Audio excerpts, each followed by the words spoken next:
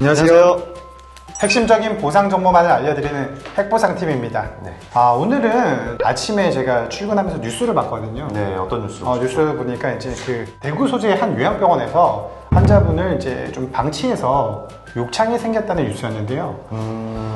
근데 이 욕창이 엉덩이 부분에는 이제 성인 주먹 2개까지 들어갈 만한 구멍이 뚫린 정도의 욕창이었고요. 그리고 네. 머리 뒤통수 쪽 이제 베개랑 닿는 지면이죠. 네네. 그 부분에도 이제 괴사가 굉장히 심해가지고 반 이상 뒤통수가. 그래서 지금 약간 의식불명 상태다라고 해가지고 가족들이 그 소식을 이제 늦게 알게 돼가지고 이제 병원이랑 요양시설이랑 분쟁이 되는 그런 사례를 이제 뉴스에서 나와서 내용을 보고 이런 욕창 방치로 인한 이 시설과의 분쟁 이런 부분에 대해서 한번 토론을 하고자 영상을 한번 준비를 해봤습니다. 네. 이 욕창이 근데 왜 생기는 건가요? 오랫동안 이제 병상에서 침상 보존하시는 환자분들 같은 경우에는 이 사지를 내가 마음대로 못 움직이잖아요. 항상 체위를 변경을 해주고 바람을 통하게 해줘야 됩니다. 그렇죠. 안 그러면 이제 지면과 닿는 부위에 이 피부가 썩기 때문에 즉 괴사를 일으켜가지고 나중에 이제 이렇게 심하면 구멍까지 나는 그런 지경이 되는 거죠.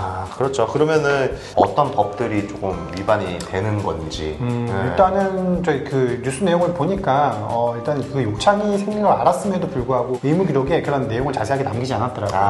의무 기록에 대한 부분들은 의료법 위반으로도 이어질 수 있고, 네네. 형사법적으로는 그렇죠. 업무상 과실치상죄도 해당될 여지도 있겠네요. 네, 형사법상으로도 이제 이렇게 죄명이 또 생길 수가 있는 거죠. 그럼 이 이제 요양병원 환자분, 이 이제 환자분 같은 경우는 저희는 이제 보상적인 측면을 얘기 안 할 수 없으니까 네. 어떤 식으로 보상을 받을 수가 있을지 그걸 한번 얘기를 해주세요. 좀 크게 두 가지 방식으로 접근할 수 있을 것 같아요.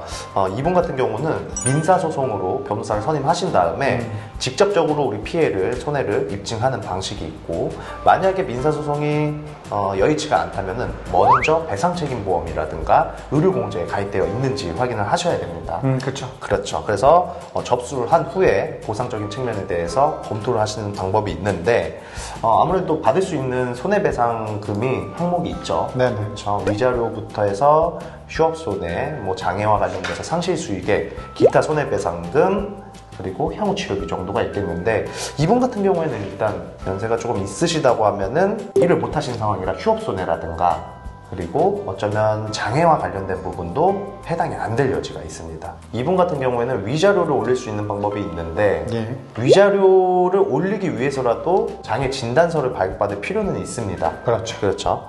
그리고 향후치료비 같은 경우도 좀 문제가 될 텐데, 향후치료비 같은 경우에는 의료기관에서 향후치료비 추정서를 발급을 받으셔가지고 괴사된 부분을 어떻게 복원할 수 있는가에 대해서 좀 고민을 해봐야 된다는 거죠. 네. 그리고 또 하나 분쟁이 될 만한 소지가 과실 여부가 좀 중요할 것 같아요. 맞습니다. 의료기관에서 보통 발생하는 이제 이런 업무상 관련된 이런 사고 관련해서는 의사 과실이 굉장히 중요하다고 볼 수 있는데, 그렇죠. 그것도 한번 좀 얘기를 해주시죠. 과실. 네. 보통 우리 그 의사의 과실을 측정을 할 때는 사실 상당히 보수적입니다. 네. 이게 무슨 말이냐면, 의사가 아무리 잘못을 했어도 과실, 그러니까 즉 책임의 제한을 해놔요. 그 보통 수치가 50% 정도입니다. 책임의 제한을 그렇게 높게 평가하지 않는다는 거죠. 한 50% 정도 수준인데, 지금 이 사건은 다르다는 거죠. 지금 이 사건은 50%를 물론 훌쩍 뛰어넘을 것 같습니다. 제 예상으로는.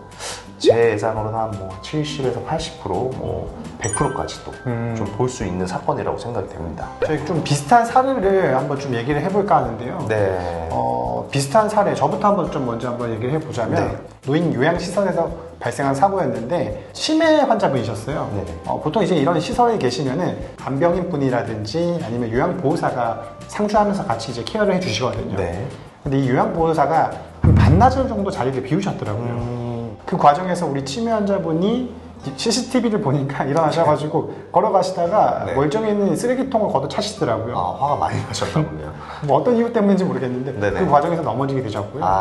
이분이 고령의 여성분이셨는데 넘어지면서 이제 대퇴골 골절이 일어나셨어요. 그 사고로 인해서 대퇴골 쪽에선 인공관절로 치환하는 수술까지 받으셨는데, 결론적으로 이 사건은 저희가 시설과 그리고 이제 요양보호사의 그 과실을 물어서 공동 불법 행위가 됐고요. 그래서 이걸로 이제 손해배상을 다 받았던 그런 사례가 저는 있었습니다. 그렇군요.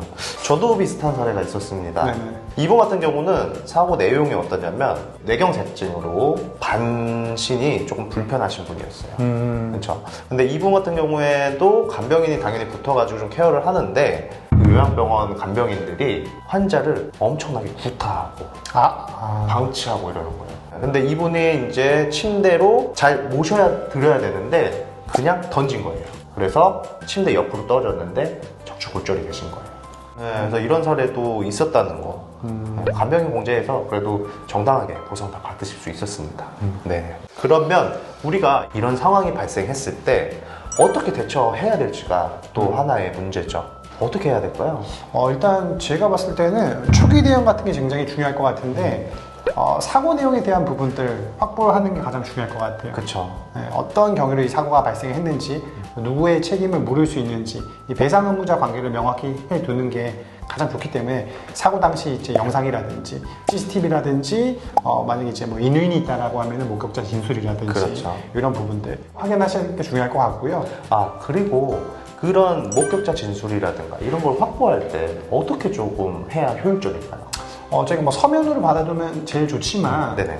뭐 정신이 없을 거 아닙니까 그 당시에. 그리고 이제 그런 게 원활하게 서류를 써달라고 하면 또 싫다고 할 수도 있는 거기 때문에 예. 저는 그럴 때 저희 핸드폰에 요즘 보면은 녹음 기능 다 있잖아요. 맞습니다. 그런 사고 당시 바로 이제 뭐 녹음을 해 놓는다든지 네. 전화 통화하면서 녹음을 한다든지 그런 이런 것도 하나의 어떤 좀 방법이 되겠죠. 네네. 그리고 또 이제 더 나아가서 의무 기록상에 이런 내용이 적혀져 있다라고 하면은 이런 내용들을 또 확보해 놓는 것도 좋고요. 네네. 자, 이렇게 초기 대응이 좀 가장 중요한 것 같습니다. 네, 제가 오늘 그 아침 뉴스를 보고 저희가 같이 한번 공통 주제로 이렇게 얘기를 한번 나눠봤는데요. 시설에 모신 내 가족, 내 부모, 치료를 위해서 모신 거지 이렇게 또 상황이 악화되려고 모신 게 아니잖아요. 시설과 관련된 사고로 분쟁이 있으신 저희 구독자분들이라든지 시청자분들이 계시다면 언제든지 저희 채널로 연락 주신다면 친절하게 성심성의껏 상담드리도록 하겠습니다.